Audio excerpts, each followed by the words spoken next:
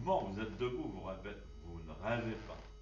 C'est vrai qu'en zazen, on a les jambes repliées, croisées, on ne peut pas bouger. Et on est dans une condition spécifique. Et là, en kinine, on voit, on marche, on bouge son corps, on a un mouvement. Bon, je dis tout le temps pas bouger là pendant zazen. C'est important de ne pas bouger. Et là, en kinine, on va bouger justement. Et pourtant, la concentration, la conscience est la même que pendant zazen. Alors, et c'est la conscience qu'on voudra avoir tout au long de notre vie quotidienne, tout le temps, la conscience de Dieu. Alors, qu'est-ce qui fait la différence entre dans le dojo et notre vie? C'est simplement qu'on s'identifie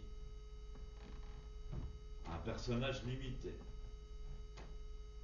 Il suffit d'une fraction de seconde et s'identifier à un personnage limité, c'est très pesant d'ailleurs.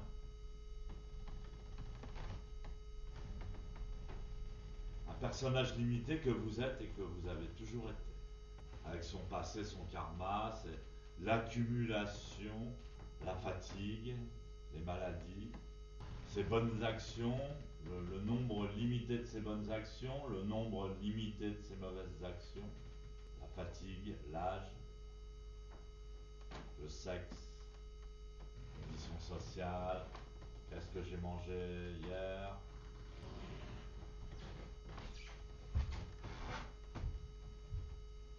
Gardez la tête droite, tendez la jambe avant, tendez fort la jambe avant, et la jambe arrière reste libre. Les mains parallèles, paume des mains parallèles au sol.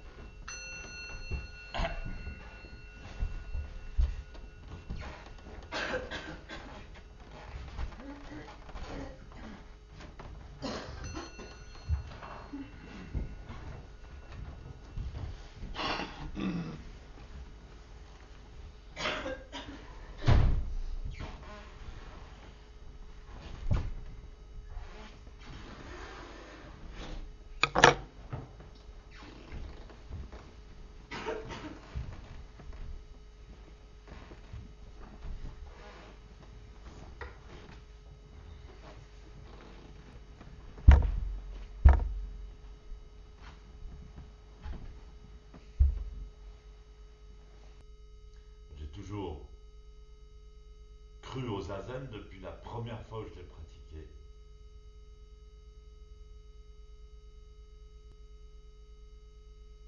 Et donc je crois au zazen, je ne crois pas au bouddhisme ou au Bouddha comme un personnage historique ou mythique.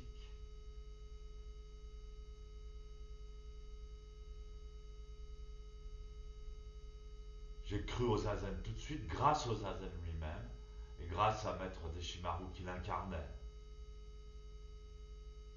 J'ai pas suivi une secte ou j'ai pas idolâtré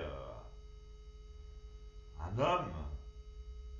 J'ai toujours eu foi en zazen. J'ai toujours voulu m'éveiller en zazen. J'ai toujours voulu réaliser que la vérité me soit révélée dans le zazen. Je crois en zazen pour l'être humain, comme la méthode la plus absolue et rapide et directe.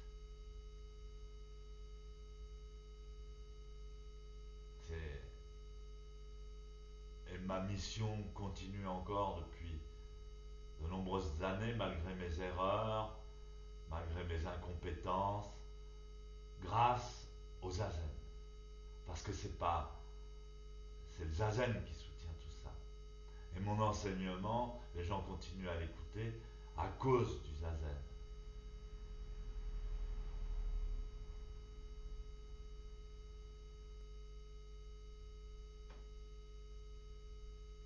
Et je suis mais très heureux, à l'infini heureux d'avoir reçu le zazen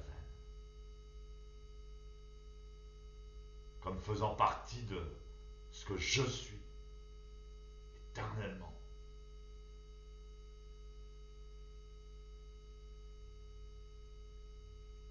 Et je suis très heureux de pouvoir l'offrir généreusement à ceux qui le veulent. Je souhaite l'offrir à tout le monde. Mais justement, le zazen est tellement magnifique qu'on voudrait que tout soit zazen. Moi, ça commence maintenant. Je vous ai parlé tout à l'heure de pouvoir bouger en zazen.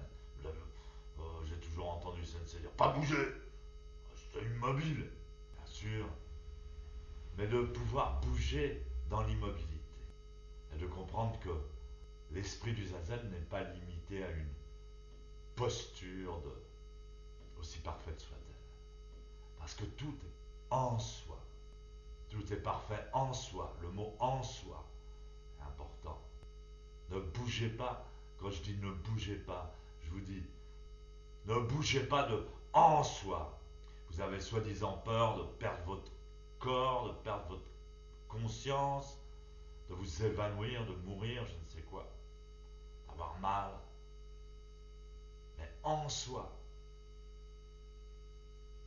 est avant la création de quoi que ce soit.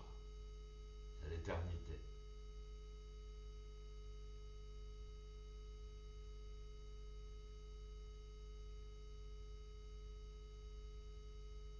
En soi ne subit pas le poids du temps et des actes. En soi illumine toute chose et la rend divine. En soi crée sa personnalité magnifique. En soi est beau, donne la beauté, l'éclat, la jeunesse. L'ego et le soi, c'est ça toute la différence.